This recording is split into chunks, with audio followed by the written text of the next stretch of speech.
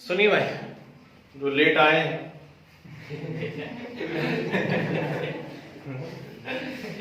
जो लोग लेट आए हैं वो सुनिए। तो आज का अपना वादा था कि हमें आज production of charge on colloid पढ़ना है और उसकी एप्लीकेशन पढ़ना है कि यदि किसी कोलाइड के ऊपर चार्ज प्रोड्यूस हो जाता है उससे क्या क्या चीजें होने वाली हैं, है ना। तो लास्ट क्लास के अंदर जो है हमने क्या देखा, वहां पर कुछ पॉजिटिवली चार्ज कोलाइड और कुछ नेगेटिवली चार्ज कोलाइड मैंने बता दिया। अब सबसे इंपॉर्टेंट बात ये आ रही कि कोई भी यदि पॉजिटिवली चार्ज कोलाइड है तो वो कैसे है और नेगेटिवली चार्ज कोलाइड है तो कैसे है, ठीक। तो इसके लिए हम यहाँ पर कर रहे हैं एक थ्योरी का डिस्कशन और उसका नाम है सेलेक्टिव एडसॉर्प्शन थ्योरी, ठीक। 2 मिनट में समझ में आएगी, बस जरा बोर्ड पे कंसंट्रेट रहना और ध्यान से सुनने की कोशिश कीजिए। मान लीजिए मेरे पास कोई एक इलेक्ट्रोलाइट है AgNO3 और इस AgNO3 के अंदर मैंने कोई दूसरा एक इलेक्ट्रोलाइट मिला दिया है Ki, ठीक। अब AgNO3 के अंदर मैंने Ki मिलाया हुआ है और जैसे ही AgNO3 में Ki मिलाता हूं तुरंत एकदम से वेरी फास्ट रिएक्शन होती है और AgI का क्या मिल जाता है हमको, प्रेसिपिटेट। केमिकल काइनेटिक्स यदि आपने पढ़ा हुआ होगा तो ध्यान करिएगा कि वेरी फास्ट रिएक्शन के अंदर ये एग्जांपल हमने लिखा हुआ है, ठीक है ना। बस ये बात वहां पर अलग है कि मैंने वहां पर आपको AgCl लिखवाया हुआ होगा, ठीक। तो AgCl का प्रेसिपिटेट लिखवाया होगा, यहाँ पर AgI का प्रेसिपिटेट बन रहा है, समझ रहे हैं बात को, ठीक है ना। अब क्या होने वाला है इसके अंदर जरा देखिए ध्यान से। ये जो प्रेसिपिटेट बना है, हमने लास्ट क्लास में एक पेप्टाइजेशन नाम की चीज पढ़ी हुई है कि यदि किसी भी चीज के फ्रेश प्रेसिपिटेट में कोई सूटेबल इलेक्ट्रोलाइट मिला दिया जाए तो वो काय में कन्वर्ट हो जाता है, कोलाइड में कन्वर्ट हो जाता है। हो गया कोलाइड में कन्वर्ट। अब क्वेश्चन यहाँ पर ये उठ रहा है कि ये जो कोलाइड बनेगा इस कोलाइड पे चार्ज कौन सा होगा, पॉजिटिव चार्ज होगा या नेगेटिव चार्ज होगा, ठीक। तो बहुत ध्यान से सुनो, एक बार में समझ में आना चाहिए भाई। मेरे पास है AgNO3 प्लस है Ki और एक्चुअल जो प्रेसिपिटेट बना रहा है वो प्रेसिपिटेट कौन बना रहा है, AgI, ठीक है। प्लस क्या बन रहा है साथ में, KNO3, क्लियर। अब होगा क्या इसके अंदर, इसे देखते हैं। देखो AgNO3 था तो AgNO3 जो है वो कैसे टूटा, Ag positive and NO3 negative, ठीक। और Ki कैसे टूटा है, K positive and I negative के अंदर टूटा। अब इसके अंदर एक्चुअल प्रेसिपिटेट बनाने का काम कौन कौन कर रहा है, तो प्रेसिपिटेट बनाने का यहाँ पे काम कर रहा है Ag और साथ में कौन कर रहा है, I कर रहा है, ठीक है। मान लीजिए मैंने यहाँ पर AgNO3 एक्सेस में ले लिया होता, ध्यान से सुनिएगा, ठीक है ना। यहाँ मान लीजिए 50 पार्ट AgNO3 है, 50 पार्ट Ki, दोनों बराबर है, तो यहाँ पर AgI बना, ठीक, और साथ में KNO3 बन गया है। लेकिन मान लीजिए मैंने 100 पार्ट, गुड आफ्टरनून जी, 100 पार्ट AgNO3 ले लिए होते, 100 पार्ट AgNO3 ले लिए होते और साथ में 50 पार्ट क्या लिया होता, Ki, ठीक। अब हुआ क्या, इन दोनों की रिएक्शन हुई और इन दोनों की रिएक्शन से क्या बन गया, AgI बन गया AgI। ये AgI का प्रेसिपिटेट बना है यहाँ पर। मान लीजिए ये AgI का पार्टिकल है या AgI का कोई भी यहाँ पर कोलाइडल पार्टिकल या प्रेसिपिटेट पार्टिकल है। अब ध्यान से सुनना, जब आप एक्सिस में AgNO3 ले रहे थे तो नेचुरल सी बात है ना कि यार यहाँ पे Ag पॉजिटिव भी तो एक्सेस में हो गए, ठीक। तो जितने Ag पॉजिटिव है, 100 Ag पॉजिटिव है, लेकिन I केवल कितने हैं, 50, ठीक। तो 50I को नेगेटिव, 50I से कंबाइन होने के लिए Ag भी कितने चाहिए हैं, 50। तो रिमेनिंग Ag क्या करेंगे, नेचुरल बात है कि हर एक Ag पॉजिटिव की टेंडेंसी होगी कि मैं I नेगेटिव से जाकर के जुड़ जाऊं और AgI बना दूं, लेकिन क्या सभी को मौका मिल पा रहा है, नहीं मिल पा रहा है, ठीक। क्योंकि Ag का नंबर ज्यादा हो गया है और I का नंबर कैसा है, कम है, ठीक। तो जितनों को मौका मिला उनने तो AgI बना लिया। अब जिन Ag को मौका नहीं मिला जिन Ag को मौका नहीं मिला वो क्या करेंगे, वो आकर के इसके ऊपर चिपक जाएंगे ऐसे, ये ठीक। तो जिनको मौका नहीं मिला Ag को, वो वहीं पर आकर के AgI पार्टिकल के ऊपर क्या हो जाएंगे, चिपक जाएंगे। और जब उसके ऊपर आकर के चिपक जाएंगे तो इस प्रकार से ठीक इसके ऊपर कौन सा चार्ज प्रोड्यूस हो जाएगा, पॉजिटिव चार्ज प्रोड्यूस हो जाएगा। कुछ गुस्सा दिमाग के अंदर, पक्का है, ठीक। तो ये होता है सेलेक्टिव एड्सॉर्प्शन, ठीक। मतलब क्या हुआ है, पर्टिकुलर चार्ज आकर के उसके ऊपर चिपक गया है और उसने उस पार्टिकल को क्या दे दिया है, अपना चार्ज दे दिया है। तो ये जो पार्टिकल ये पूरी तरह कैसा चार्ज हो जाएगा, पॉजिटिवली चार्ज।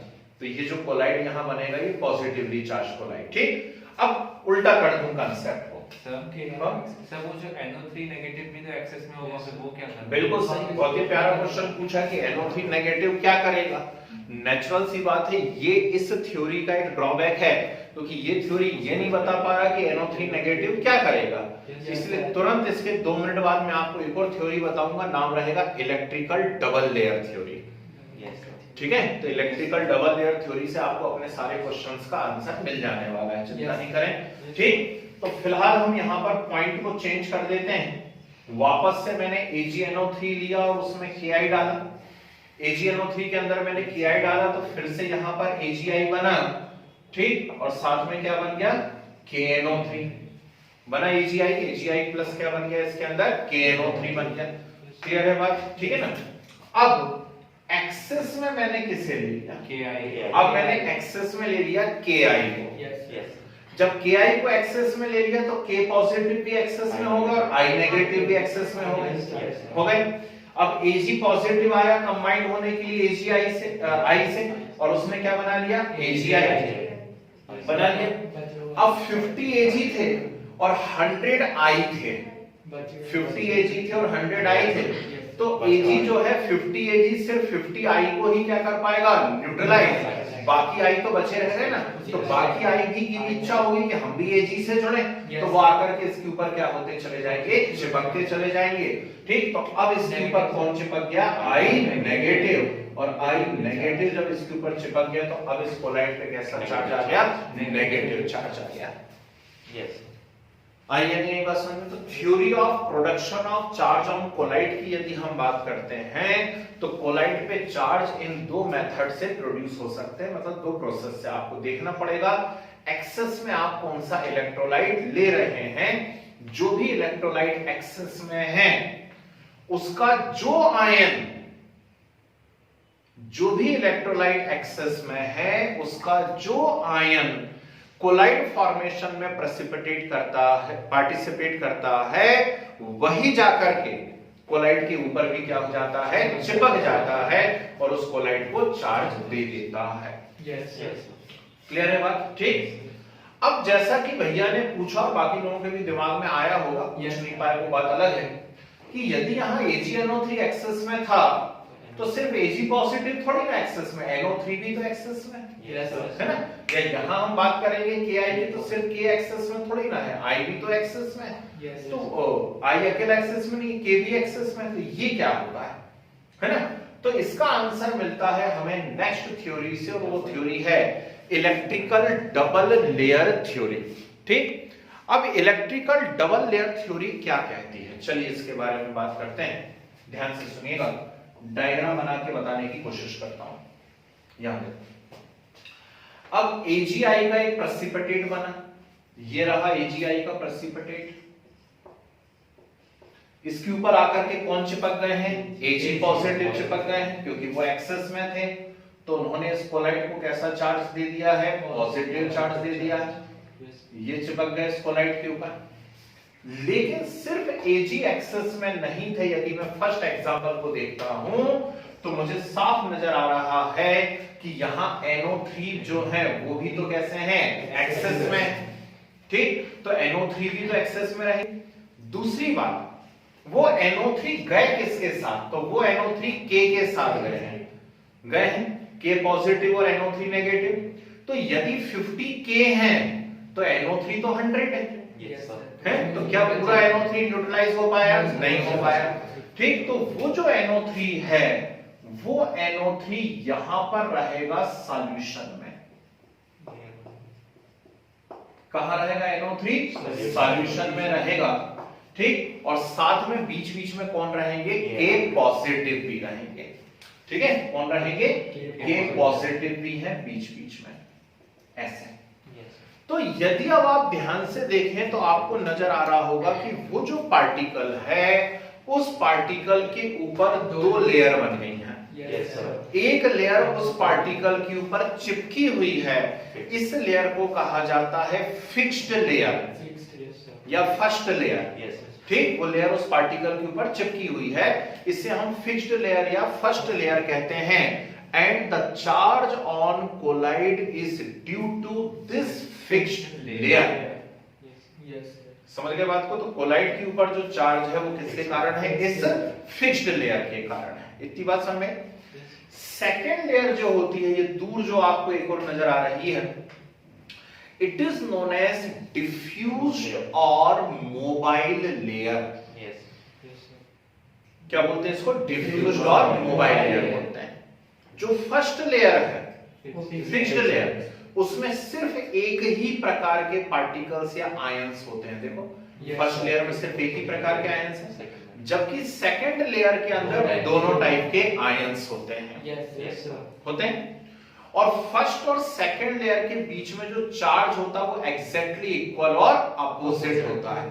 क्यों? क्योंकि फर्स्ट लेयर में Ag चिपके हुए हैं, लेकिन सेकंड लेयर में K और NO3 दोनों है ना, तो K पॉजिटिव और Ag पॉजिटिव दोनों का जो चार्ज है वो किसको न्यूट्रलाइज कर देगा? NO3 नेगेटिव को न्यूट्रलाइज कर देगा। आई या नहीं आई बात समझ में? ठीक। तो फर्स्ट लेयर में सिर्फ एक ही प्रकार के आयंस होते हैं, और जो कोलाइड का चार्ज होता है वो सिर्फ और सिर्फ किसके कारण होता है? फर्स्ट लेयर के कारण होता है। सेकंड लेयर में दोनों टाइप के आयंस होते हैं, सेकंड लेयर में दोनों टाइप के आयंस होते हैं, और उसका जो नेट चार्ज होता है वो फर्स्ट लेयर के इक्वल और अपोजिट होता है। किसी भी एग्जांपल से, इससे लूं या इससे लूं, ठीक। अब एक और मजेदार बात आ रही है, यदि आप ध्यान से देखें तो फर्स्ट लेयर में एक्सेस में Ag पॉजिटिव है, और सेकंड लेयर जो है उसमें एक्सेस में कौन है? NO3 negative. मतलब फर्स्ट और सेकंड लेयर में अपोजिट चार्जेस हैं, और कहीं भी यदि अपोजिट चार्जेस रहेंगे तो वहां पर एक पोटेंशियल क्रिएट होगा। होगा? क्या बोलते हैं उस पोटेंशियल को? जीटा पोटेंशियल, ठीक। इलेक्ट्रोकाइनेटिक पोटेंशियल और जीटा पोटेंशियल। गुस्सा कुछ दिमाग के अंदर, ठीक। ये है भैया, मैंने आपको इकट्ठी दो थ्योरीज बता दी हैं। एक आपको बता दिया सेलेक्टिव एडसॉर्प्शन, और सेकंड बता दिया आपको इलेक्ट्रिकल डबल लेयर थ्योरी, है ना। तो पहले जरा हम इतने नोट्स बनाते हैं, फिर इसके बाद इसी थ्योरी पर बेस्ड एक जबरदस्त क्वेश्चन बताता हूं, दैट इज कोएगुलेशन, ठीक है ना। चलिए, हेडिंग क्या डाली आपने? कुछ नहीं, डालो heading origin of charge on colloid.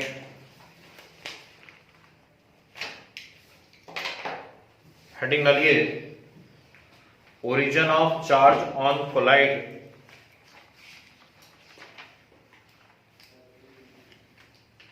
जी, लिखिए इसमें फर्स्ट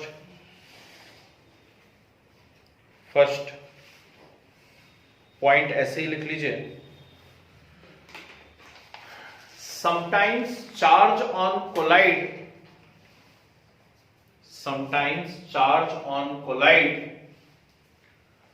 originate due to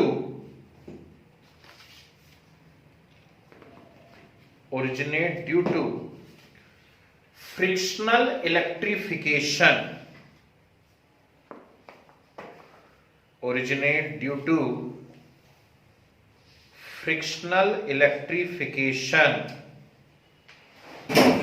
ठीक है। एरो का साइन बना के लिखो नीचे की लाइन से, it is due to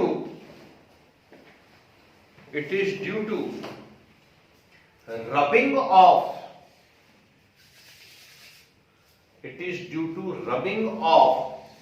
particles of dispersed phase dispersed phase with dispersion medium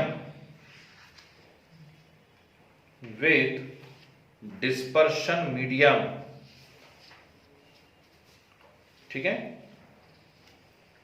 जी। चलिए नेक्स्ट सेकंड, लेकिन अब हेडिंग डाल करके फ्रिक्शनल इलेक्ट्रिफिकेशन ऐसा बहुत कुछ काम का था नहीं, इसलिए हमने उसको ऐसे ही निपटा दिया। तो अब सेकंड है, नेक्स्ट है, हेडिंग डाल करके लिखिए selective adsorption of ions. Selective adsorption of ions.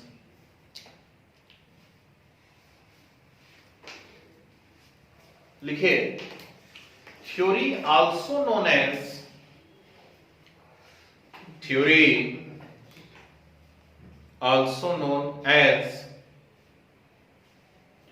preferential adsorption theory. Theory also known as preferential adsorption theory. And according to this theory, sir please repeat, आपकी आवाज नहीं आ रही थी। theory also known as preferential adsorption theory. Preferential adsorption theory. And according to this theory, the particles of dispersed phase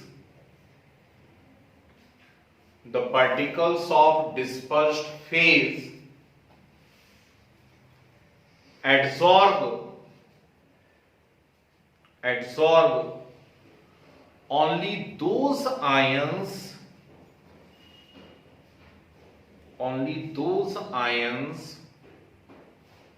preferentially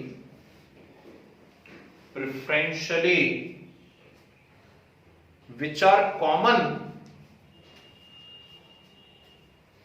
with their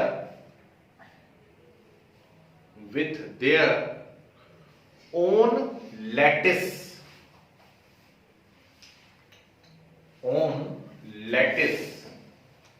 ये वाली reaction लिखो, AgNO3 plus Ki gives AgI plus KNO3।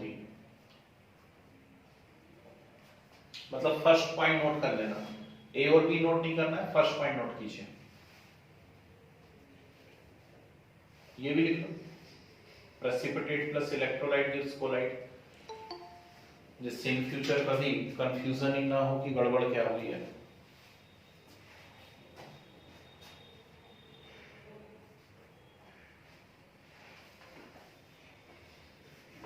Okay चलो आगे बढ़ो। अब A point लिखो, A point, if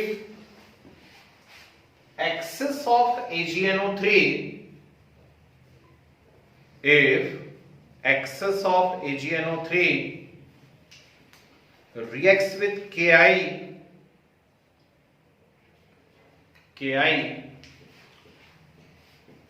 to form precipitate of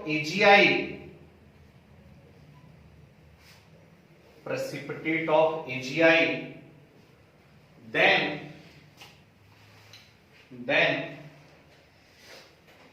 the extra or excess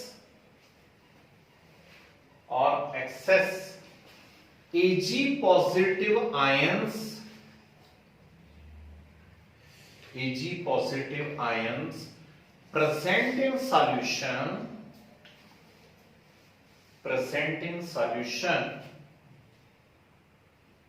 preferentially adsorb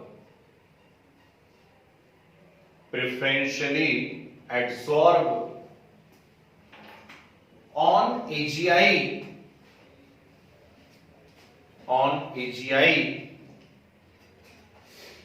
and provide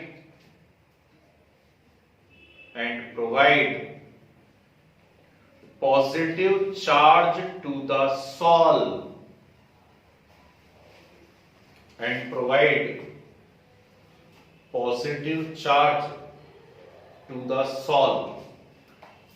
is it clear? A point note कीजिए with diagram, A point with diagram.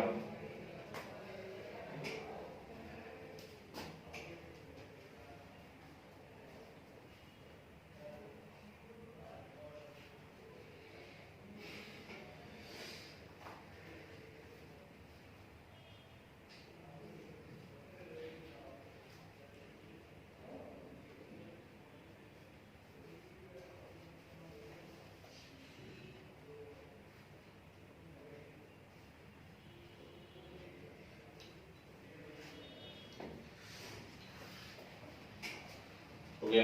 Yes diagram भी बना लो तो हमेशा permanent memory में चली जाएगी चीज। चलिए बी पॉइंट लिखते हैं।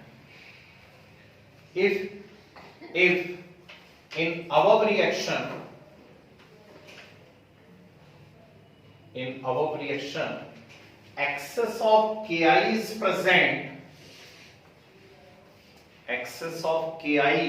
present, now the extra I negative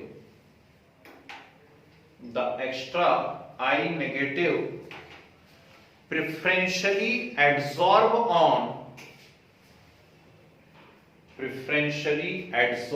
on AgI particle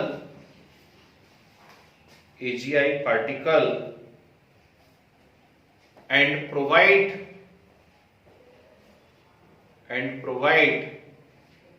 negative charge to the solve,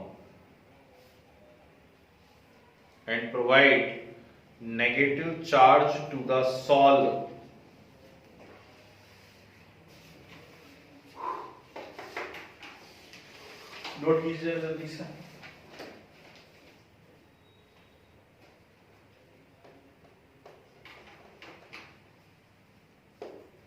B point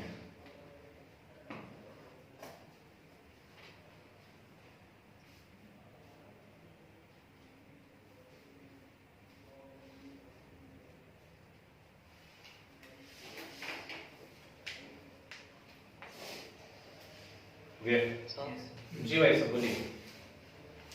sir अगर ऐसा कोई सॉल्यूशन क्वेश्चन दिया हो the solve given below with negatively charge colloidal particle is, so first option दिया है AgNO3 added to Ki solution, second option Ki added to AgNO3 solution, AlO3 XH2 in water, FeCl3 added to hot water। कौन सा collide चाहिए? Sir negatively charge, तो याद इसमें access वगैरह कुछ नहीं दिया हुआ है। नो सर ये अभी साल का ही जेई का क्वेश्चन है। फिर से ऑप्शन पढ़ो क्या क्या दिए हैं। यस सर मैं वीडियो ऐसे दिखेगा नहीं,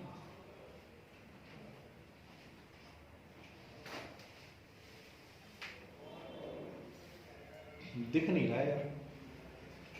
AgNO3 added to Ki solution है ना, यस सर, और Ki added to AgNO3 solution, ठीक। Al2O3 dot XH2 in water, hydrated salt को अपन ने कैसा लिखा हो तो पॉजिटिवली चार्ज होते हैं, है ना। और FeCl3 added to hot water, FeOH whole thrice, ये भी पॉजिटिवली चार्ज होगा, ठीक। ए और बी में से कोई ऑप्शन आना चाहिए अब इसके अंदर, है ना। तो AgNO3 को ऐड करा है Ki सॉल्यूशन के अंदर, मतलब निश्चित बात है कि एक्सेस में कौन है? Ki है, ठीक। तो एक्सेस में Ki है तो कौन जाकर के चिपकेगा? I नेगेटिव, मतलब यही आंसर आएगा बेटा आपका, ठीक है ना। चलिए बढ़िया, बहुत अच्छी अप्रोच है ना। बाकी लोग भी ऐसे क्वेश्चन देखते, समझ में आ गया भाई साहब। तो Ki सॉल्यूशन में मिला है, यानी एक्सेस में कौन है वहां पर? Ki है। तो आपका फर्स्ट ऑप्शन मुझे दिख रहा है, ये आ जाना चाहिए। और कुछ भी है क्या? यस सर एक और है। सीधा तो करो उसको, मेरी गर्दन तिरछी रहेगी। कॉपी थोड़ी सी घुमाओ ना, ऐसे घुमाओ ना, हाँ ऐसा। अब कौन सा नंबर का क्वेश्चन है? 36। When the silver nitrate solution is added, थोड़ा इधर करो, देख नहीं रहा, added to क्या लिखा हुआ? पोटेशियम पोटेशियम हाँ iodine solution, potassium iodide solution, ठीक है ना। तो सिल्वर नाइट्रेट को पोटेशियम आयोडाइड में मिलाया है, then the salt produced is, ठीक है। सुन लो भैया, बाकी लोग भी क्वेश्चन सुन लो। पोटेशियम आयोडाइड को किसमें, सिल्वर नाइट्रेट सॉल्यूशन के अंदर मिलाया, तो अब एक्सेस में कौन है यहाँ पर, AgNO3, ठीक। तो ऐसा उसमें पूछा हुआ है, ऐसे ऑप्शन दे दे करके पूछा हुआ है कि सॉल्व क्या रहेगा, AgI और फिर NO3 नेगेटिव रहेगा या AgI Ag पॉजिटिव रहेगा, कैसा रहेगा, है ना। तो यदि ये एक्सेस में है तो फिर क्या रहेगा उसमें, AgI Ag पॉजिटिव, है ना। उसमें AgI I नेगेटिव दिया है आंसर में, AgI I negative, AgI I negative नहीं, तो एक्सेस में कौन है, फिर सॉल्यूशन देख लो क्या है, क्या सर एक्सेस में नहीं दिया यहाँ पे, when silver nitrate solution is added to a potassium iodide solution then the salt produced is, इसके आगे कुछ एक्सेस और डिफरेंशियल और दोनों में सॉल्यूशन टर्म यूज की हुई है, AgNO3 सॉल्यूशन को KI सॉल्यूशन के अंदर मिलाया है, ठीक है ना। salt पूछा है, salt then the salt produced is, salt SOL, उससे क्या फर्क पड़ता बेटा, सॉल तो बनेगा ही ना, सॉल तो ये है ही, उससे कुछ नहीं होता, सॉल तो अलग चीज है ना। सॉलिड इन लिक्विड को हम क्या बोल रहे हैं, सॉल बोल रहे हैं, समझ रहे हो, ठीक है ना। तो इसमें तो फिर प्रेडिक्ट नहीं कर सकते आपकी क्या होना है, कुछ ना कुछ देना चाहिए। एक चीज जो एक्सेस में है उसी से प्रेडिक्ट कर सकते हैं, बिना उसके आप प्रेडिक्ट नहीं कर पाओगे, समझ रहे बात को, ठीक है ना। तो भेज के रखो जरा, एक और बार क्वेश्चन मुझे व्हाट्सएप पे भेज दो, मैं एक और बार चेक करता हूँ उसको, जब तक है ना अपन आगे लिखते भी जाते हैं, मैं चेक भी करता हूँ। चलो नेक्स्ट हेडिंग आ लो जरा, electrical double layer theory, electrical double layer theory.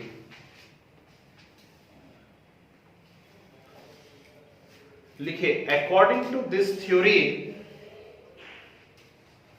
According to this theory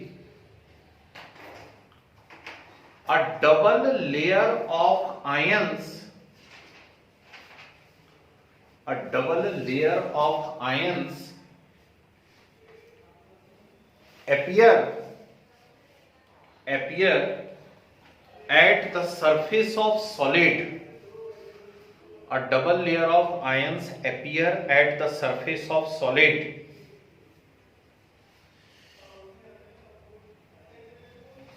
surface of solid, arrow का साइन बना के लिखिए, the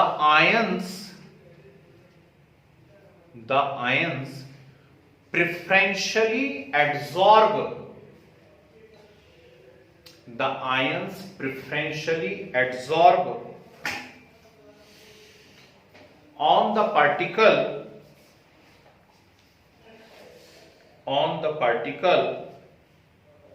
form first layer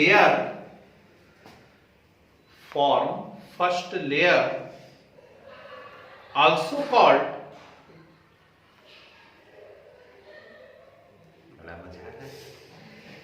called fixed layer, first layer also called fixed layer, ठीक है। Arrow बना करके लिखिए, the charge on colloid is due to,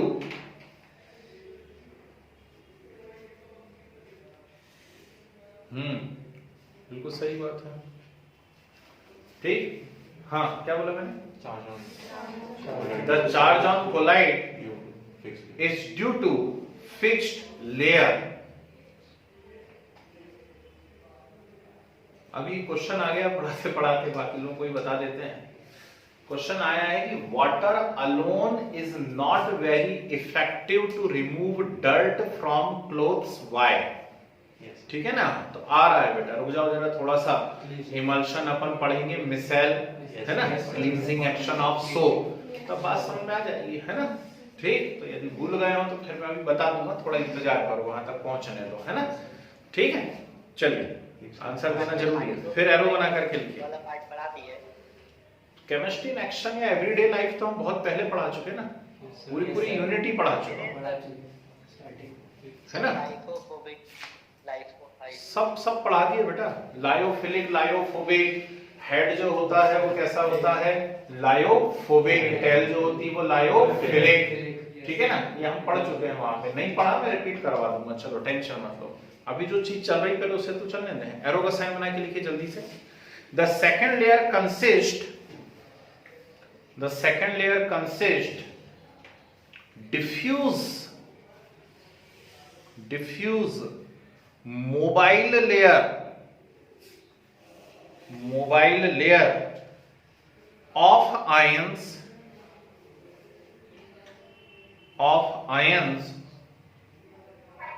and it is known as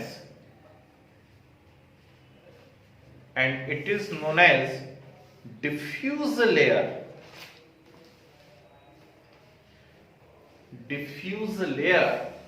which consist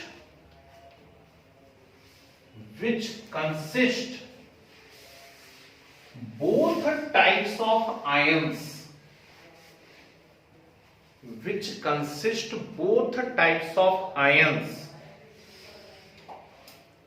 वापस से एरो का साइन बना के लिखिए।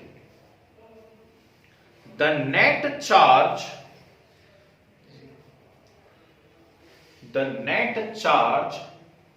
on second layer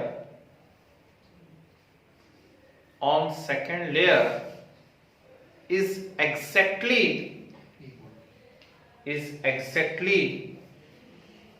equal and opposite to the first layer,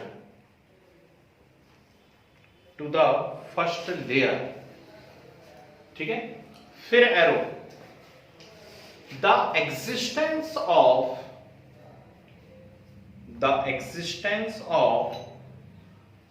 opposite charges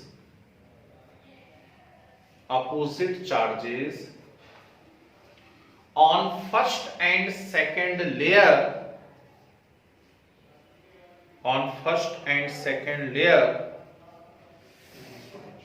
leads to origin of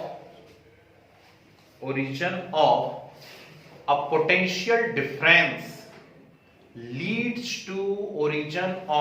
potential difference, it is known as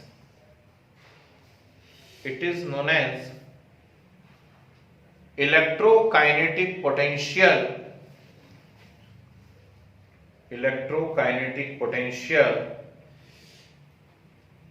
or zeta potential, zeta potential,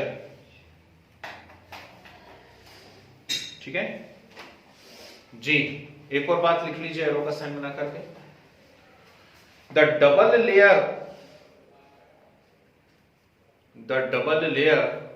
of opposite charges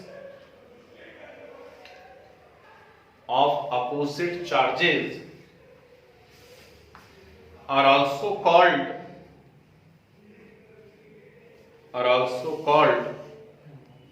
Helmholtz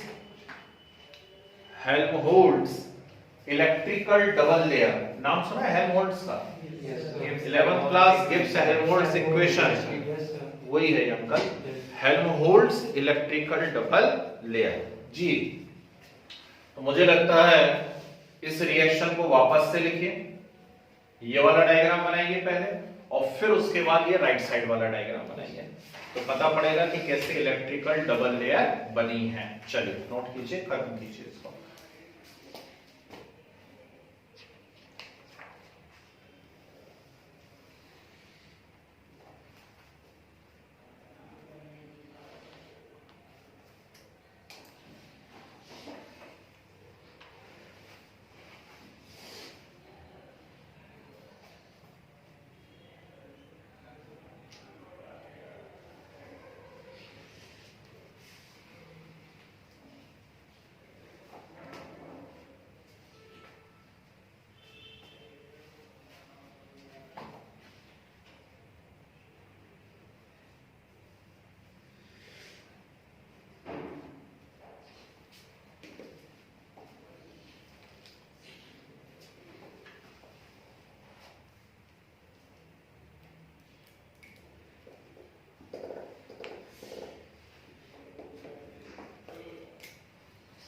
ji sir जैसे यहाँ पे 100 NO3 negative है तो वो 100 के 100 NO3 negative वहाँ पे वैसे डिस्पर्स रहेंगे और के पॉजिटिव वहाँ पे डिस्पर्स ही रहेंगे पूरे 50 के पॉजिटिव और 100 NO3 नेगेटिव है, तो पूरे 100 NO3 नेगेटिव है, बीच बीच में 50 के पॉजिटिव फंसे हुए हैं, तो जितने के पॉजिटिव हो NO3 नेगेटिव को न्यूट्रलाइज कर लेंगे।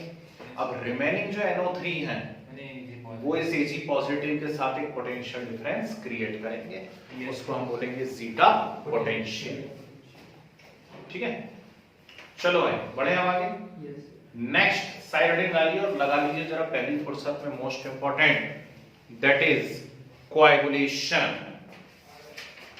कोएगुलेशन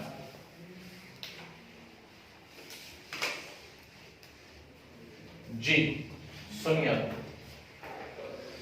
4-5 कॉन्सेप्ट्स में एक साथ बताऊंगा क्योंकि सब आपस में मिलते जुलते हैं, एक दूसरे पे ही डिपेंड है। सबसे पहले मैं बता रहा हूं आपको कोएगुलेशन, कोएगुलेशन के साथ ही बताऊंगा आपको फ्लॉक्यूलेशन, फ्लॉक्यूलेशन के साथ बताऊंगा हार्डी-शुल्ज लॉ, हार्डी-शुल्ज लॉ के साथ हम लोग सीखेंगे प्रोटेक्शन ऑफ कोलाइड, और प्रोटेक्शन ऑफ कोलाइड के साथ सीखेंगे हम लोग गोल्ड नंबर। ठीक है, तो पूरी थ्योरी एक साथ बता रहा हूं, ध्यान से सुनते चलना। हाँ जी कुछ कह रहे हैं? तो पूरी थ्योरी एक साथ बता रहा हूं, जरा ध्यान से सुनते चलिएगा कि क्या कहानी इसके अंदर आ रही है। यहां देखो सभी लोग जरा बोर्ड पे रहना भाई, क्योंकि इस चैप्टर का या इस वाले पोर्शन का ये लास्ट पार्ट है, ठीक है ना, या लास्ट प्रॉपर्टी आप ऐसे समझ लीजिए, खत्म आपका कोलाइड। ठीक है, तो क्या हो रहा है, मैंने 50 बार आपसे बोला कि मेरे पास कोई फ्रेश प्रेसिपिटेट है, फ्रेश प्रेसिपिटेट है, और इस फ्रेश प्रेसिपिटेट के ऊपर हम कोई सूटेबल इलेक्ट्रोलाइट डालेंगे, और जैसे ही सूटेबल इलेक्ट्रोलाइट डालेंगे तो ये काय में कन्वर्ट हो जाएगा, कोलाइड में कन्वर्ट हो जाएगा, और इस प्रोसेस को हम लोगों ने कहा हुआ है peptization. So peptization is preparation of colloid. अब पेप्टाइजेशन हुआ क्यों था? तो पेप्टाइजेशन का सिंपल सा रीजन ये था कि प्रेसिपिटेट के पार्टिकल पे कोई भी चार्ज नहीं थे। जब अभी हम लोगों ने पढ़ी इलेक्ट्रिकल डबल लेयर थ्योरी, तो जब हमने उसके ऊपर इलेक्ट्रोलाइट डाला तो इलेक्ट्रोलाइट आकर के उसके ऊपर प्रेफरेंशियली एब्सॉर्ब हो गया, और उसके कारण क्या हो गया, वहां पर वो कोलाइड में कन्वर्ट हो गए। पर यदि मान लीजिए मैं कोलाइड के चार्ज को किसी प्रकार से न्यूट्रलाइज कर पाऊं, ठीक, क्या करूं मैं कोलाइड ले लूं और इस कोलाइड में वापस से एक इलेक्ट्रोलाइट डाल दूं, तो कोलाइड में जब मैं वापस से इलेक्ट्रोलाइट डालूंगा तो मैं जो कोलाइड के ऊपर चार्ज था, फर्स्ट लेयर वाला जो चार्ज था, उसको क्या कर रहा हूं मैं, न्यूट्रलाइज कर रहा हूं। और यदि मैं उसे न्यूट्रलाइज कर दूंगा तो वापस से वो जो कोलाइड है वो किस में कन्वर्ट हो जाएगा, प्रेसिपिटेट में कन्वर्ट हो जाएगा। ठीक, तो कोलाइड के अंदर यदि आपने इलेक्ट्रोलाइट डाला वो तुरंत वापस से काय में कन्वर्ट हो गया, precipitate, then it is known as what, coagulation. ठीक है, तो इसे क्या कहा जाता है, कोएगुलेशन कहा जाता है ना। जब हम एप्लीकेशन ऑफ कोलाइडल केमिस्ट्री पढ़ेंगे तो ये जबरदस्त काम आने वाला है, बहुत बहुत इंपॉर्टेंट रहेगा कोएगुलेशन, ध्यान रखना, क्योंकि कोलाइड की मैक्सिमम जो एप्लीकेशंस होती हैं वो इसी पे डिपेंड करती हैं। चाहे आप डेल्टा की बात कर लें, बढ़िया एग्जांपल है, उससे बात शुरू करते हैं। डेल्टा फॉर्मेशन, डेल्टा नाम सुने हुए, कहां पर बनते हैं डेल्टा, जहां रिवर्स जाकर के, नदियां जाकर के जो है समुद्र में मिलती हैं, वहां पर डेल्टा बनते हैं, है ना। जो नदियों के बीच बीच में छोटे छोटे से टापू बने वो डेल्टा नहीं है, उसको डेल्टा नहीं कहते, उसको टापू बोलते थे, ऐसे ही बना हुआ है वो, है ना। ठीक, तो नदियां जहां जाकर के समुद्र में मिलती हैं उस जगह पे डेल्टा का फॉर्मेशन होता है, ठीक है ना। गंगा ब्रह्मपुत्र डेल्टा, बंगाल जो है उसी के ऊपर बसा हुआ है मैक्सिमम पार्ट उसका। तो ये बना कैसे है, जो नदियां चली आ रही हैं पहाड़ों पे से नीचे, वो अपने साथ ढेर सारी मिट्टी लेकर के आ रही है, मतलब वो कोलाइड है, ठीक। तो कोलाइड और सी वाटर को जाकर के उसने टच करा, सी वाटर मतलब समुद्र का पानी, खारा खारा है, मतलब क्या है, इलेक्ट्रोलाइट है। और जैसे ही वो कोलाइड और इलेक्ट्रोलाइट टच होते हैं तुरंत वहां पे क्या हो जाता है, न्यूट्रलाइजेशन, उससे प्रेसिपिटेट हो जाता है, मिट्टी सारी की सारी क्या हो जाती है, नीचे बैठ जाती है। फिर और नया पानी आ रहा है, मिट्टी नीचे बैठ गई, और नया पानी आ रहा है, मिट्टी नीचे बैठ गई। इस प्रकार से एक के ऊपर एक लेयर्स बनती चली जाती हैं, ठीक, और फिर हजारों सालों में बड़े बड़े डेल्टा का फॉर्मेशन हो जाता है। समझ रहे बात को? तो ये जितने भी डेल्टा बने हुए हैं उसके पीछे ये साइंस है। कभी छोटी मोटी कट लग जाती है, यदि घर के अंदर, बॉयज के साथ अक्सर होता होगा, है ना, दस्त उठा करके वो अपनी एक पट्टी चिपका ली, क्या बोलते हैं उसको, ठीक, या डेटॉल सेवलॉन कुछ लगा लिया, है ना। बॉयज के पास एक और स्टाइल होती है, एलम रखा रहता है, फिटकरी एक बड़ा सा ऐसा टुकड़ा, ठीक, हल्का सा पानी में डुबाया और घिस दिया अपन ने, होता है। तो छोटी मोटी जो क्लॉटिंग मतलब कहीं पे ब्लीडिंग हो रही है वो क्या हो जाती है, बंद हो जाती है। क्यों? क्योंकि ब्लड क्या है यहाँ पर, ब्लड है कोलाइड, और एलम क्या है यहाँ पर, इलेक्ट्रोलाइट, ठीक, तुरंत वहां पे क्या हो जाता है, कोएगुलेशन यानी क्लॉट बन जाता है। समझ गए बात को? तो ये बड़ा ही इंपॉर्टेंट सा कंसेप्ट है कोएगुलेशन। यदि मान लीजिए आपने एक्सेस में इलेक्ट्रोलाइट डाल दिया है, ध्यान से सुनिए, यदि आपने एक्सेस में इलेक्ट्रोलाइट डाल दिया है तो ये जो प्रेसिपिटेट बनेगा, ये जो प्रेसिपिटेट बनेगा ये पूरा परमानेंटली ही प्रेसिपिटेट बन जाएगा, ये वापस से कोलाइट में कन्वर्ट नहीं होगा, तो हम इसे क्या कहेंगे, कोएगुलेशन। पर यदि आपने कम अमाउंट में इलेक्ट्रोलाइट डाला, तो कम अमाउंट में इलेक्ट्रोलाइट यदि डाला है तो वो वापस से काय में कन्वर्ट हो सकता है, कोलाइट में कन्वर्ट हो सकता है।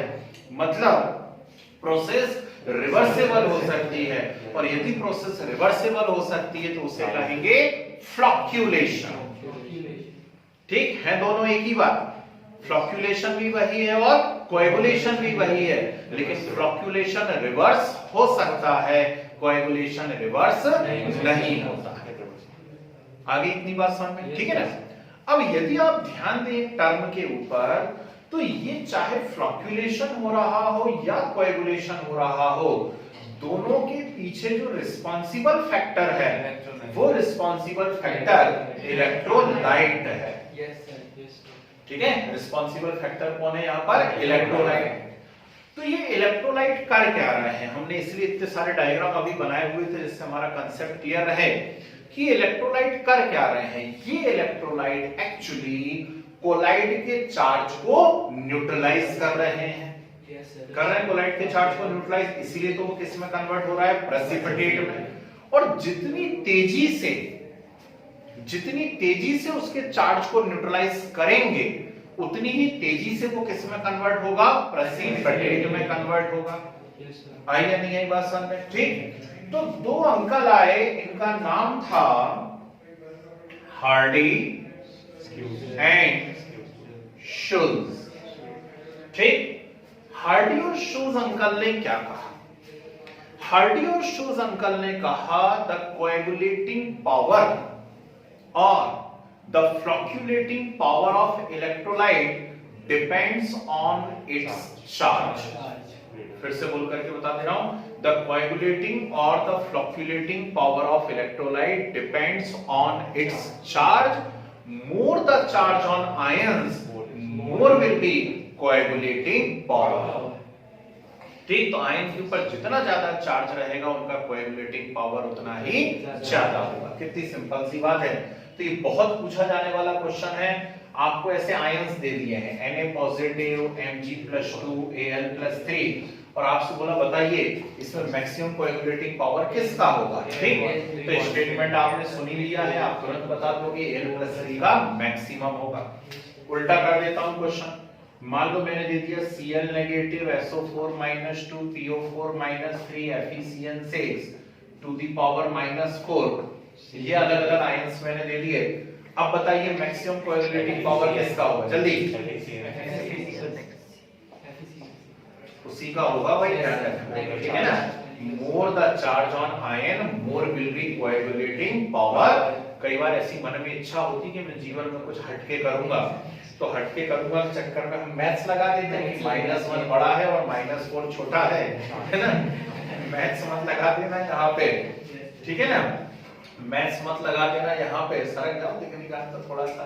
ठीक, तो यहाँ पे हमें केमिस्ट्री ही लगाना है कि -1 मतलब 1 इलेक्ट्रॉन लिया हुआ और -4 यानी 4 इलेक्ट्रॉन लिए हुए हैं।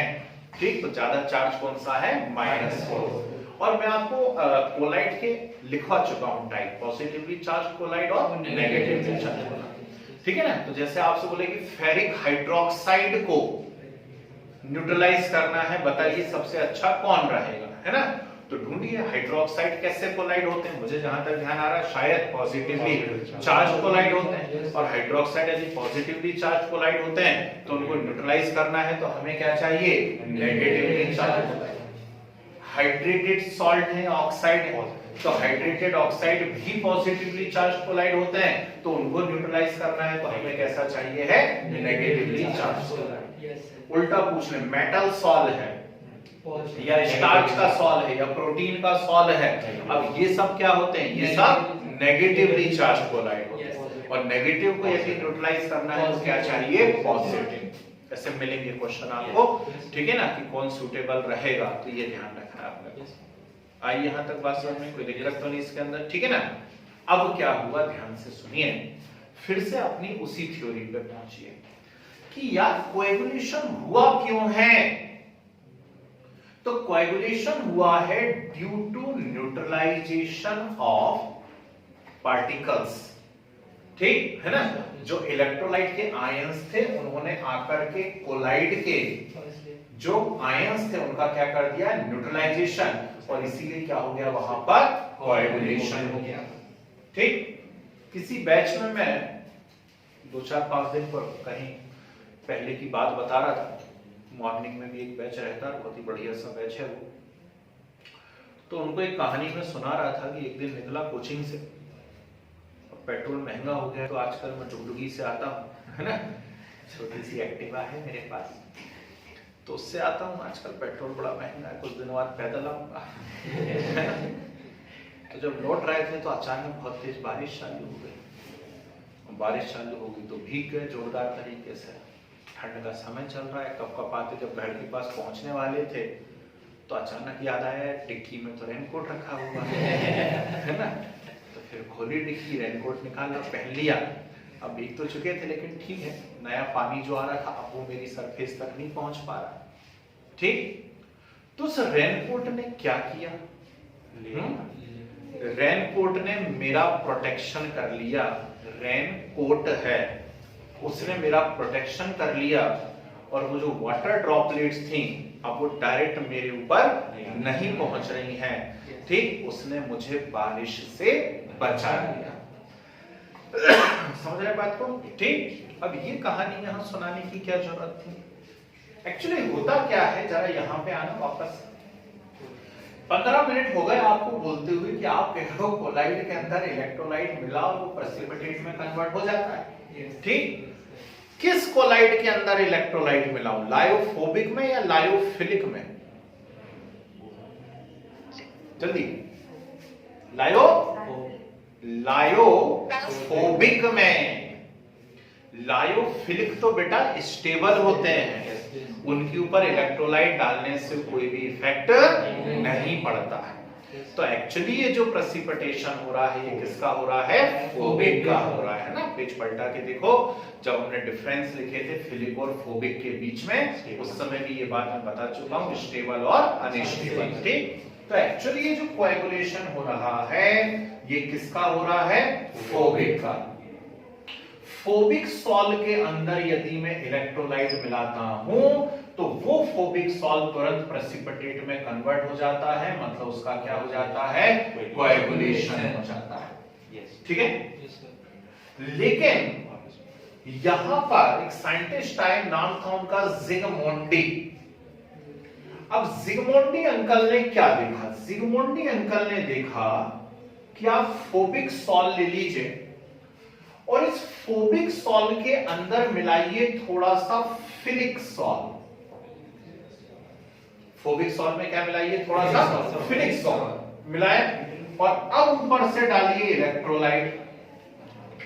तो फोबिक में जब आप फिलिक मिलाएंगे और फिर ऊपर से इलेक्ट्रोलाइट डालेंगे तो अब देखते हैं आपकी नो कोएगुलेशन या नो प्रेसिपिटेशन। समझ गए बात को, ठीक। तो जो रेनकोट वाली कहानी सुनाई थी अब समझ में आ रहा है? Yes, है? sir. फिलिक ने क्या करा, यहाँ पर रेनकोट जैसा बिहेव करा है, उसने फोबिक के ऊपर एक लेयर बना ली है और अब वो इलेक्ट्रोलाइट के आयंस को डायरेक्टली उस तक नहीं पहुंचने दे रहा है।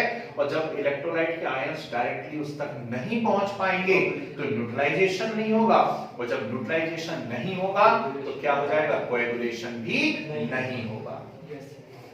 गुस्सा दिमाग में? Yes, sir. ठीक है, याद नहीं कर पाओगे, ये सब समझने वाली बातें हैं, याद नहीं कर पाओगे, है ना? तो ये रीजन है कि कोएगुलेशन क्यों नहीं हुआ। आई यहां तक बात समझ में? ठीक। तो यहां फिलिक ने क्या किया, फिलिक ने एक्चुअली फोबिक का प्रोटेक्शन किया। किससे किया प्रोटेक्शन? इलेक्ट्रोलाइट से। That's why this complete process is known as protection of colloid. ठीक है, फिर से रिपीट कर दूं, this complete process is known as what? Protection of colloid, and the philic colloid are known as protective colloid. ठीक है, तो philic collide को क्या कहा जाता है? Protective colloid. और इस पूरी प्रोसेस को क्या कहा जाता है? Protection of colloid. घुस गया दिमाग में? ठीक, चलिए अगला कांसेप्ट भी समझ ही लेते हैं, हम जब इतनी जिद कर रहे हो तो। यहां फोबिक सॉल्व, फोबिक सॉल्व कौन से होते हैं? तो जब मैं आपको डिफरेंस पढ़ा रहा था, यदि आपके पास कॉपी है और आप पेज पलटा सकें तो आप देखेंगे कि हमने पहला ही पॉइंट एग्जांपल लिखा होगा, है? और मैंने फिलिक में लिखवाया था स्टार्च प्लस वाटर, और फोबिक में मैंने लिखवाया हुआ है गोल्ड प्लस वाटर या मेटल सॉल्व, है ना? तो फोबिक के बेस्ट एग्जांपल कौन होते हैं? मेटल सॉल्व होते हैं। अब जब मेटल की बात चली ही है तो सबकी फेवरेट मेटल गोल्ड है ही गोल्ड, है ना? सभी की इच्छा होती ढेर सारा गोल्ड हो अपने पास, ठीक, कर्ण बन जाए, पूरा ऊपर से नीचे तक सोने में ढके रहे, है ना? तो हमारे पास फोबिक सॉल्व है, कौन सा फोबिक सॉल्व है? Gold solve. समझना मालूम है, मेरे पास है गोल्ड सॉल्व, ठीक है? और इसमें मैंने इलेक्ट्रोलाइट डाला, कौन सा इलेक्ट्रोलाइट डाला? ठीक, NaCl, है ना? ठीक। अब किसी बैच में कोई मुझसे पूछ रहा था कितना गोल्ड सॉल्व लिया, तो मैंने कहा भैया अपनी तो ज्यादा से ज्यादा कैपेसिटी 1 तोला लेने की है, मतलब 10 ग्राम, है ना? वही आजकल 50,000 रुपए का चल रहा है, ठीक? तो हमने गोल्ड सॉल्व ले लिया, कितना ले लिया है? 10 मिलीलीटर। ध्यान से सुनना, ये डेटा आपके काम का है ना? 10 मिलीलीटर गोल्ड सॉल्व लिया और इसमें 1 मिलीलीटर NaCl डाला। जैसे ही 10 मिलीलीटर गोल्ड सॉल्व में आप 1 मिलीलीटर NaCl डालोगे, तुरंत वहां पर क्या बन जाएगा? प्रेसिपिटेट, नीचे बैठ जाएगा। हम पढ़ चुके हैं गोल्ड कोलाइड, ठीक है ना? तो गोल्ड कोलाइड है, उसके अंदर आपने इलेक्ट्रोलाइट डाल दिया, तुरंत क्या बन गया? वहां पर प्रेसिपिटेट बन गया। बना? वापस से ध्यान से देखना, गोल्ड सॉल्व लिया मैंने, कितना? 10 मिलीलीटर। अब इसमें पहले थोड़ा सा फिलिक मिला लिया, क्या मिला लिया? फिलिक। और फिर ऊपर से डाला मैंने NaCl 1 मिलीलीटर। अब मैं क्या देखता हूं? No PPG। अब प्रेसिपिटेट नहीं बना, क्यों? प्रोटेक्शन हो गया ना कोलाइड का, ठीक? प्रोटेक्टिव कोलाइड हमने डाल दिया। तो नेचुरल बात है, कोई भी पूछेगा ना भैया कितना डाला है, आपने फिलिक डाला तो कितना डाला, क्या पूछेगा? कितना डाला, क्या? मिलीग्राम में। कौन? फिलिक। क्यों डाला? जिससे वो 10 मिलीलीटर गोल्ड का 1 मिलीलीटर NaCl से कोएगुलेशन ना होने दे। फिर से बोल के बताऊं, आपने क्या डाला? फिलिक कोलाइड डाला, कितने मिलीग्राम डाला, ठीक? वो क्या कर रहा है? वो 10 मिलीलीटर गोल्ड का 1 मिलीलीटर NaCl से कोएगुलेशन नहीं होने दे रहा है। और ये जो मिलीग्राम में इसका अमाउंट है, इस अमाउंट को क्या कहते हैं? Gold number. क्या कहा जाता है इसको? Gold number. ठीक, जबरदस्त इंपॉर्टेंट क्वेश्चन आपसे पूछेगा व्हाट इज गोल्ड नंबर, है? तो गोल्ड नंबर एक्चुअली मास है। गोल्ड नंबर क्या है? मास है। किसका मास है? फिलिक कोलाइड का मास है, यानी प्रोटेक्टिव कोलाइड का मास है। किस यूनिट में है? मिलीग्राम में। वो क्या करता है? वो 10 मिलीलीटर गोल्ड का 1 मिलीलीटर NaCl से कोएगुलेशन नहीं होने देता। कुछ गुस्सा दिमाग के अंदर? ठीक है ना। अब मान लीजिए मेरे पास दो फिलिक हैं, ध्यान से सुनिएगा। दो फिलिक है मेरे पास। एक फिलिक का गोल्ड नंबर है 0.01 और एक फिलिक का गोल्ड नंबर है 1। ठीक है, बोलिए ज्यादा इफेक्टिव कौन रहेगा? 0.01। ठीक, इसको समझ लेना बात को। उसका मात्र 0.01 मिलीग्राम डाला और उसने प्रोटेक्शन कर दिया। और इसका 1 मिलीग्राम डालोगे तब जाकर के प्रोटेक्शन कर पाएगा। तो बोलो ज्यादा इफेक्टिव कौन होगा? 0.01 वाला। Means less the value of gold number, more will be protective power. आगे बात समझ में? ठीक, ये है भाई आपकी लास्ट प्रॉपर्टी कोलाइड की, है ना। बहुत प्यारे से नोट्स बनाते हैं इसके हम लोग, ठीक है। और फिर कुछ इमल्शन और जेल बता देते हैं, टाइम बचता है तो। ठीक, डाली हेडिंग कोएगुलेशन लिखो। On adding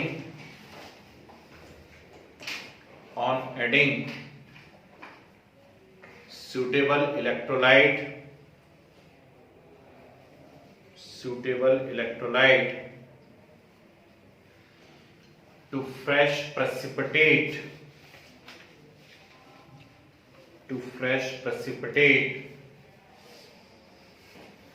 colloid is formed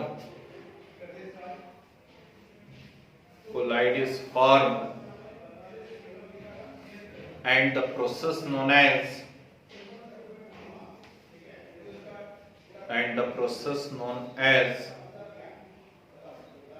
coagulation. And the process known as peptidization. Colloid is formed and the process known as peptidization. ठीक है, एरो का साइन बना के लिखिए। The reverse of peptidization, नीचे की लाइन से एरो का साइन बना के लिखो। The reverse of peptidization is coagulation. The reverse of peptidization is coagulation. Means when any suitable electrolyte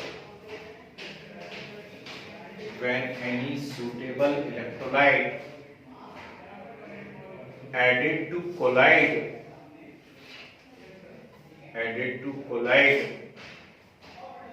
then precipitate is formed.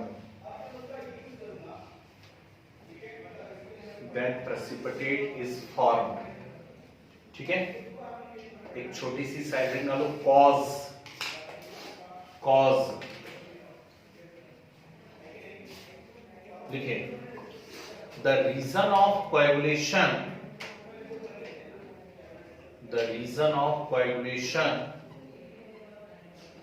is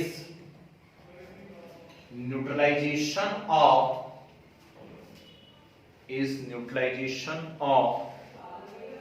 charge on colloid by ions of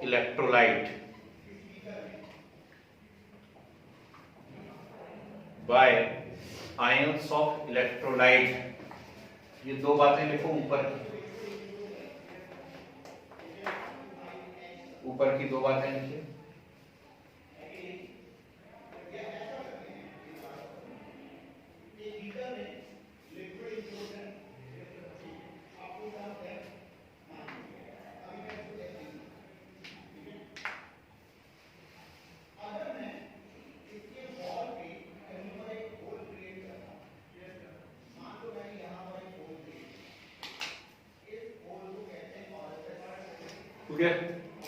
चलिए वापस से। If a small amount of electrolyte is used if a small amount of electrolyte is used, then the process may be reversed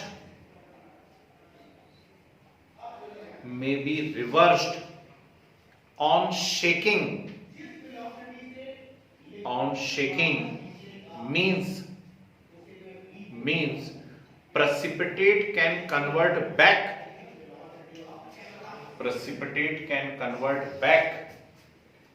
to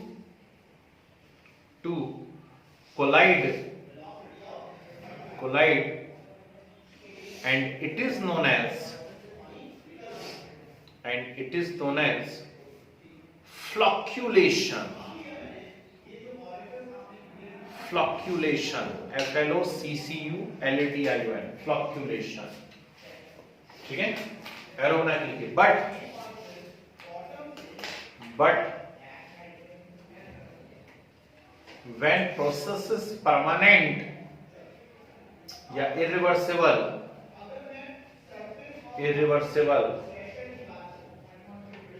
then it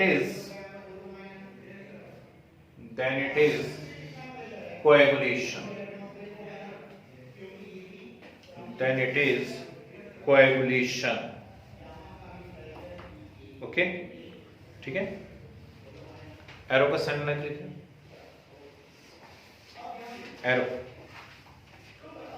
The minimum amount of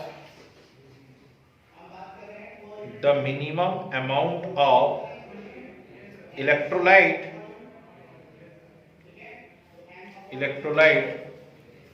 which is required to cause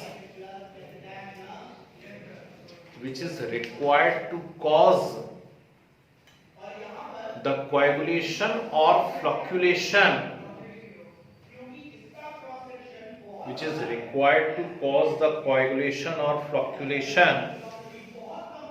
is known as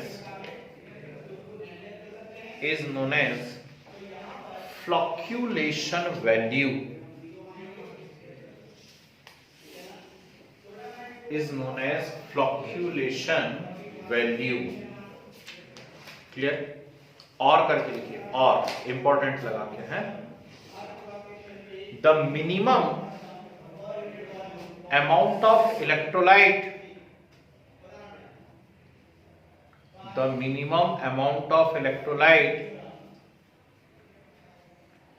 in millimoles.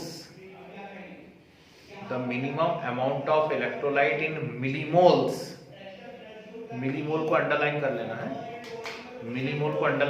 Red colour से. Millimole that must be added to 1 liter of colloid. 1 liter को underline करना. That must be added to 1 liter of colloid to bring about complete coagulation.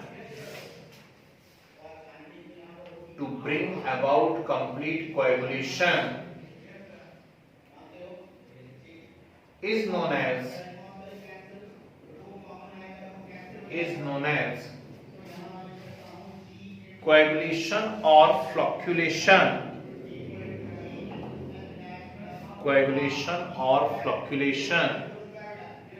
Or precipitation value.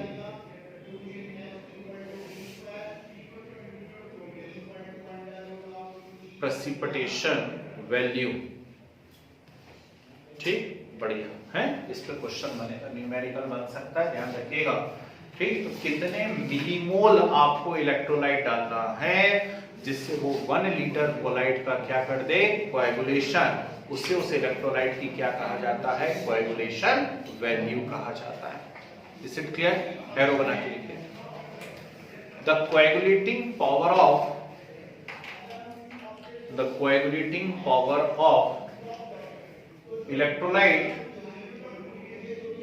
electrolyte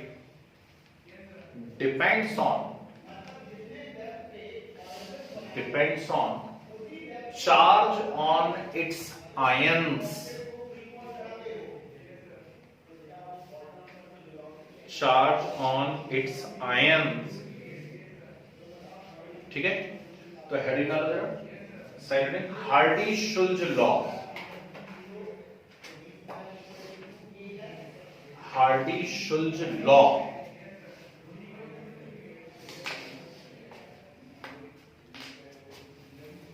लिखे, according to this law, according to this law, more the charge, according to this law, more the charge on ions of electrolyte, more the charge on ions of electrolyte, more will be their coagulating power, more will be their coagulating power। ठीक है, small bracket बना के एक बात लिख लीजिए, the ions which carried out coagulation, the ions which carried out coagulation are called coagulating ions।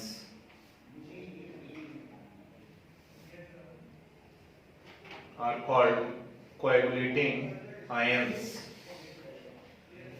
ठीक है, ये लिखिए NaMgAl वाली बात और ये वाली बात, ये दो अलग अलग पॉइंट का ध्यान रखना है, एक पॉजिटिव के लिए और एक नेगेटिव के लिए।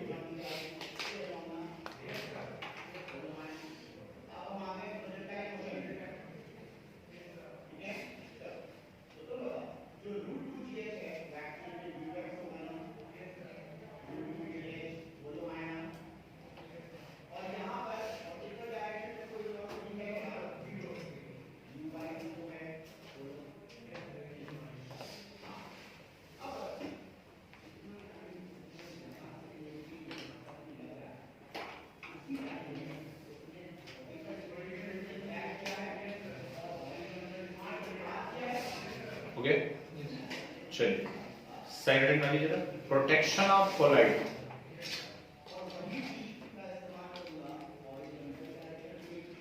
प्रोटेक्शन ऑफ कोलाइड लिखे, लायोफोबिक सॉल, हेडिंग वाली प्रोटेक्शन ऑफ कोलाइड लिखो, lyophobic sol easily convert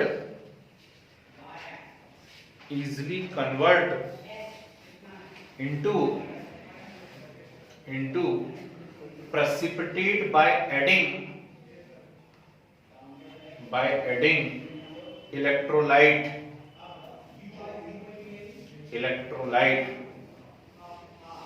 by adding electrolyte, arrow बना के लिखना, but when, नीचे की लाइन से एरो बना के लिखो, but when small amount of phthalic salt, small amount of phthalic salt added to phobic salt, small amount of phthalic salt added to phobic salt, then no coagulation takes place,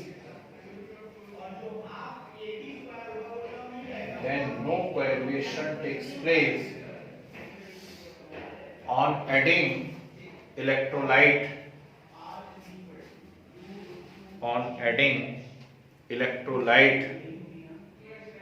ठीक है, arrow बना के लिखो, it is due to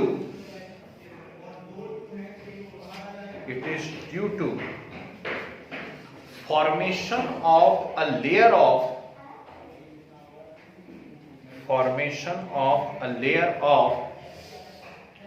phthalic particles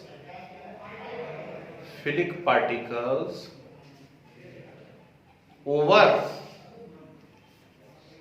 over phobic particles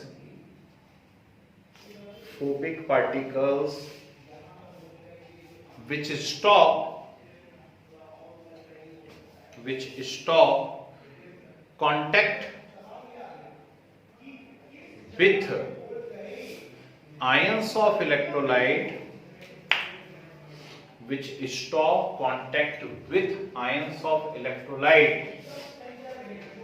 that's why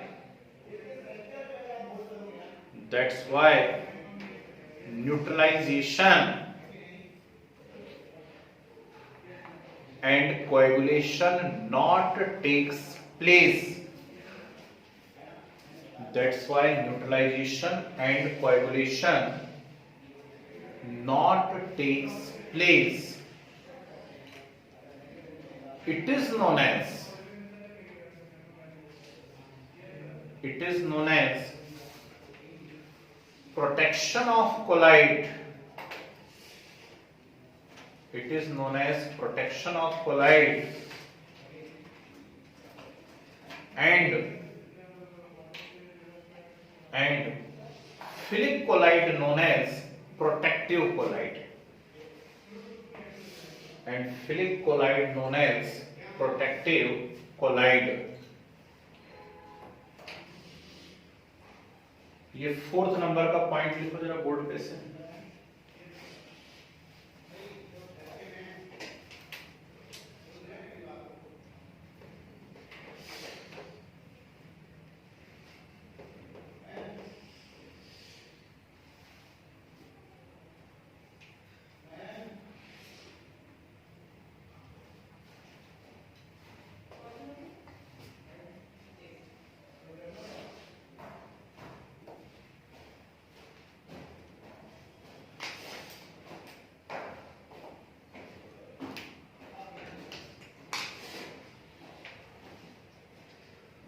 हो गया?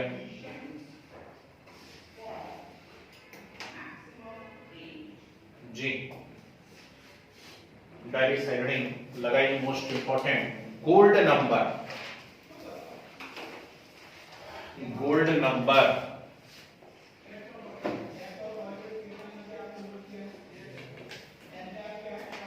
लिखिए।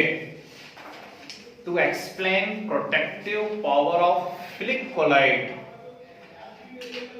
to explain protective power of philic colloid,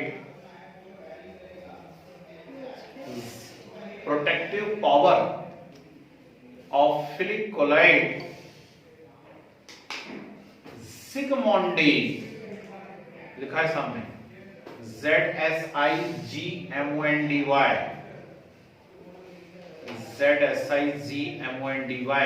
Zsigmondy introduce gold number. Zsigmondy introduce gold number. ठीक है जी। तो इन्वर्टेड कॉमा में लिखिए जरा, इन्वर्टेड कॉमा लिखिए amount of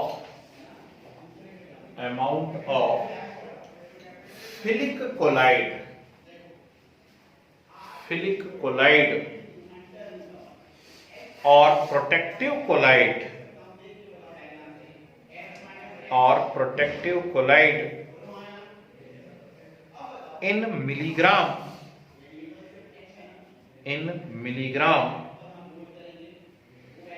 which is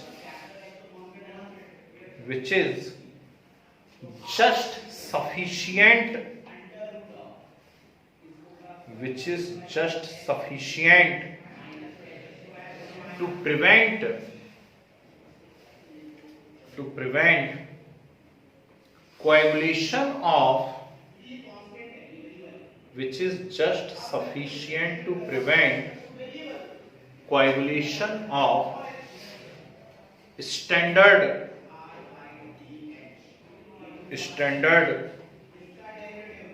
gold sol,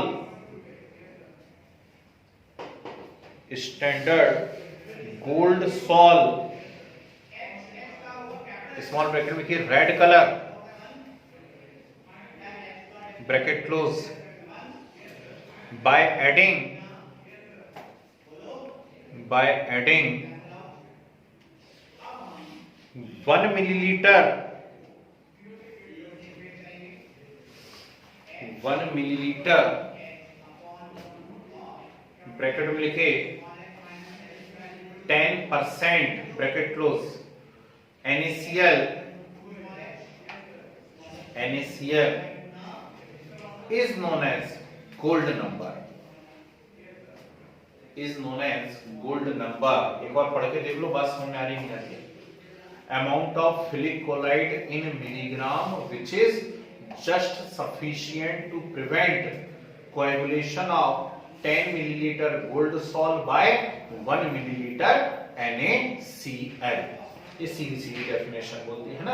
standard term हटा दो, 10% हटा दो, रेड से ब्लू होना हटा दो, ठीक। तो कोएगुलेशन में क्या हो जाता है, वो रेड से ब्लू हो जाता है। इस चीज को जो चीज रोक देती है उसे हम क्या कहते हैं, गोल्ड नंबर कहते हैं, ठीक है। एरो का साइन बना के लिख लीजिए, less the value of gold number, less the value of gold number of phthalic chloride, less the value of gold number of phthalic chloride, more will be its protective power, more will be its protective power, ठीक है जी। ये दोनों बातें लिखी यहां board के साथ, ये दोनों बातें लिख लीजिए जिससे याद करने में आसानी रहेगी। तो वापस से भैया थोड़ा सा बच गया, आज 15 मिनट लेट क्लास चालू करी, इसलिए 15 मिनट का कंसेप्ट बच गया हमारा, ठीक, कोई बात नहीं, है ना। तो ये ऑलमोस्ट फिनिश है, आपकी यूनिट तो खत्म हो गई।